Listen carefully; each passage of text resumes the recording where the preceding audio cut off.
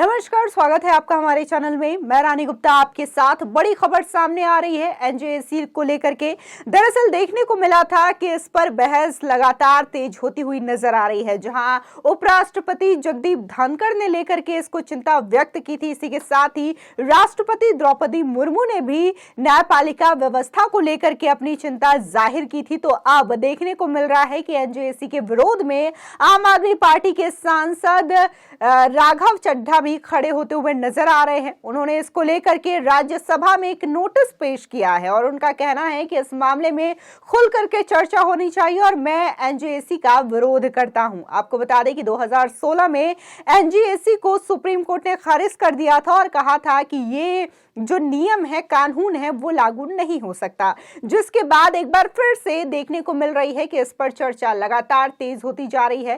कानून मंत्री किरण रिजिजू ने भी इसको लेकर के बयान दिया था, तो वहीं उपराष्ट्रपति जगदीप धनखड़ ने भी इसको लेकर के चिंता व्यक्त की थी और कहा था 2016 में इस कानून को खारिज कर दिया, लेकिन आश्चर्य का बात यह है कि इसको लेकर के सदन में कोई आवाज तक नहीं उठी। आपको बता दें कि राघव चड्ढा के इस बयान के बाद से लगातार सोशल मीडिया पर लोग आम आदमी पार्टी और राघव चड्ढा को घेरते हुए नजर आ रहे हैं। इसी के साथ ही लोगों ने आम आदमी पार्टी और राघव चड्ढा को वो दिन भी याद दिला दिया जब उन्होंने कोविड के दौरान जजों को लेकर के 100 कमरे बुकिंग करवाए थे 5 स्टार होटल में, जिसको लेकर के कोर्ट ने आम आदमी पार्टी की सरकार को फटकार भी लगाई थी और कहा था कि जजों के लिए इस तरीके से सुविधा हमने आपसे डिमांड नहीं की थी। हमने बस इतना ही कहा था कि जो संक्रमित हो जाते हैं उनके लिए हॉस्पिटल में जगह दी जाए, ना कि इस तरीके से चीजें जजों के लिए की जाए जिसकी की गलत छवि लोगों के बीच में जजों को लेकर के बनेगी। आपको बता दें इसी के साथ ही राघव चड्ढा को इस बात के लिए भी ट्रोल किया गया है लोगों के द्वारा।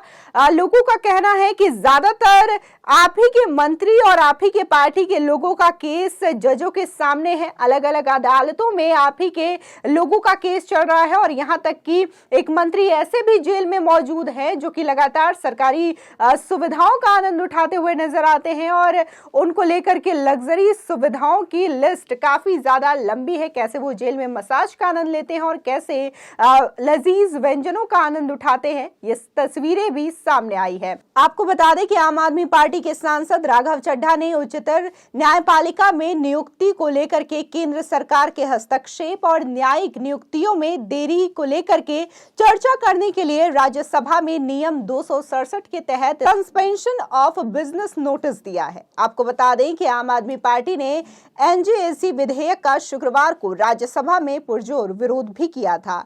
आपके राज्यसभा से सांसद राघव चड्ढा ने उच्च सदन में विधेयक के खिलाफ पार्टी की तरफ से विरोध दर्ज कराया है। बता दें कि सांसद राघव चड्ढा ने संसद सत्र के दौरान खड़े होकर न्यायिक नियुक्तियों पर सांसद विकास रंजन भट्टाचार्य के निजी सदस्य विधेयक का पुरजोर विरोध किया। इसी के साथ ही उच्च सदन में राज्यसभा सांसद विकास रंजन भट्टाचार्य ने विधेयक पेश भी किया था। इस विधेयक का उद्देश्य उच्च न्यायपालिका के न्यायाधीशों की नियुक्ति के लिए लोगों की सिफारिश करने के लिए राष्ट्रीय न्यायिक आयोग द्वारा अपनाई जाने वाली प्रक्रिया को नियंत्रित करना है।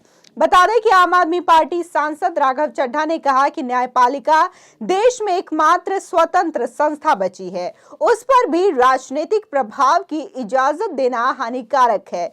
कॉलेजियम प्रणाली सुचारू रूप से काम कर रही है, इसमें सुधार की गुंजाइश है, लेकिन किसी भी राजनीतिक हस्तक्षेप की गुंजाइश नहीं। केंद्र सरकार को किसी भी तरीके से इसे नियंत्रित करने की अनुमति नहीं दी जानी चाहिए। बता दें कि इस बिल का विरोध करते हुए राघव चड्ढा ने कहा कि राष्ट्रीय न्यायिक नियुक्ति आयोग यानी कि एनजेएसी का कॉन्सेप्ट करीब 3 बार सुप्रीम कोर्ट के विचाराधीन लाया गया। इसे पहली बार 1993, दूसरी बार 1998 और तीसरी बार 2016 में लाया गया। तीनों बार सुप्रीम कोर्ट ने न्यायपालिका की स्वतंत्रता को प्राथमिकता दी और इस विचार को खारिज कर दिया। मैं इस विधेयक का विरोध करता हूं।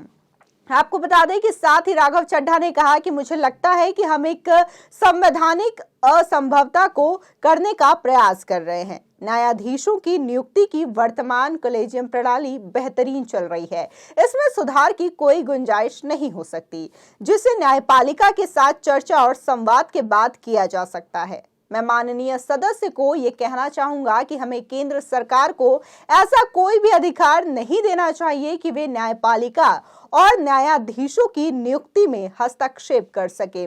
वहीं सीबीआई डायरेक्टर्स व ईडी डायरेक्टर्स की जिस तरह से नियुक्ति होती है, उसी तरह से ये न्यायाधीशों की नियुक्ति में भी घुसना चाहते हैं। आपको बता दें कि इस संबंध में मीडिया से बात करते हुए राघव चड्ढा ने कहा था कि न्यायाधीशों की नियुक्ति की मौजूदा कॉलेजियम प्रणाली ने पिछले 30 वर्षों में बहुत अच्छा काम किया है। हालांकि इसमें सुधार की गुंजाइश हो सकती है, लेकिन इसे खारिज करना और जजों की नियुक्ति में राजनीतिक दखल बिल्कुल नहीं होना चाहिए। एनजेएसी को सुप्रीम कोर्ट ने 3 बार खारिज कर दिया है। न्यायिक स्वतंत्रता हमारे संविधान की मूल संरचना का हिस्सा है। बता दें कि साथ ही राघव चड्ढा ने कहा कि ऐसा कोई बिल नहीं आना चाहिए जो सरकार को जजों की नियुक्ति में दखल देने का मौका दे। ऐसे समय में सरकार को केवल न्यायपालिका से ही झटका मिल रहा है। न्यायपालिका आज देश में एकमात्र निष्पक्ष संस्था बची हुई है। सरकार के इरादे बहुत स्पष्ट है। वो उच्च न्यायपालिका के न्यायाधीशों को उसी तरह से नियुक्त करना चाहते हैं जैसे वो सीबीआई और ईडी के डायरेक्टर्स की नियुक्ति करते हैं, जो संविधान के मूल ढांचे के खिलाफ है। आपको बता दें कि राघव चड्ढा जिस तरीके से बयान देते हुए नजर आ रहे हैं, तो कहीं ना कहीं लोग इस पर भी सवाल उठा रहे हैं कि आप इस तरीके से एनजेएसी का विरोध कर रहे हैं और चाहते हैं कि ये कानून लागू ना हो, क्योंकि आप ही के ज्यादातर मंत्रियों को इससे खतरा हो सकता है। वो जेल में अभी भी बंद है और इसके अलावा कई सारे ऐसे आम आदमी पार्टी के नेता हैं जिनके ऊपर अलग अलग कोर्ट में अलग अलग केसेस चल रहे हैं। अगर हम बात करें मनीष सिसोदिया की, उनके ऊपर शराब घोटाले के साथ साथ मानहानि का केस भी चल रहा है, जहां दिल्ली की कोर्ट में उनके खिलाफ केस दर्ज है। तो इसी के साथ ही असम सरकार की ओर से भी मानहानि का मुकदमा उनके ऊपर चल रहा है। इसी के साथ ही बात अगर हम सत्येंद्र जैन की करें तो वो भी आम आदमी पार्टी सरकार में मंत्री हैं और वो इस वक्त जेल में बंद हैं। इसी के साथ ही बात हम ताहिर हुसैन की करें, जो कि पूर्व पार्षद रहे हैं आम आदमी पार्टी के, उनके ऊपर भी केस चल रहा है। और अमानतुल्लाह खान जो कि आम आदमी पार्टी के एमएलए हैं। ऐसे बहुत सारे नाम हैं जिनकी बहुत लंबी लिस्ट है, जिनके केसेस अलग अलग कोर्ट में चल रहे हैं। आपको बता दें कि एनजेएसी अधिनियम को 2015 में हाई कोर्ट ने रद्द कर दिया था। इस अधिनियम ने सर्वोच्च न्यायालय और उच्च न्यायालय में न्यायाधीशों की नियुक्ति की कॉलेजियम प्रणाली को उलटने की मांग भी की थी। एनजेएसी बिल और एक संविधान संशोधन संसद द्वारा लगभग सर्वसम्मति से पारित किया गया था। बता दें कि कानून मंत्री किरण रिजिजू ने कॉलेजियम प्रणाली पर हमला करते रहे हैं और इसे संविधान के लिए एलियन बताते रहे हैं। वहीं उपराष्ट्रपति और राज्यसभा स्पीकर जगदीप धनखड़ भी इसको लेकर के अपनी चिंता जाहिर कर चुके हैं और अपने सदन के पहले ही भाषण में इसको लेकर के बातें कही थी। उन्होंने सीधे तौर पर आलोचना करते हुए कहा था कि इसको लेकर के कोई समझौता नहीं किया जा सकता और इसकी जो लक्ष्मण रेखा है उसका सम्मान करना चाहिए। फिलहाल आपकी इस खबर पर क्या राय है, हमारे कमेंट सेक्शन में जरूर बताएं। आगे की और भी अपडेट के लिए चैनल को सब्सक्राइब करना ना भूलें।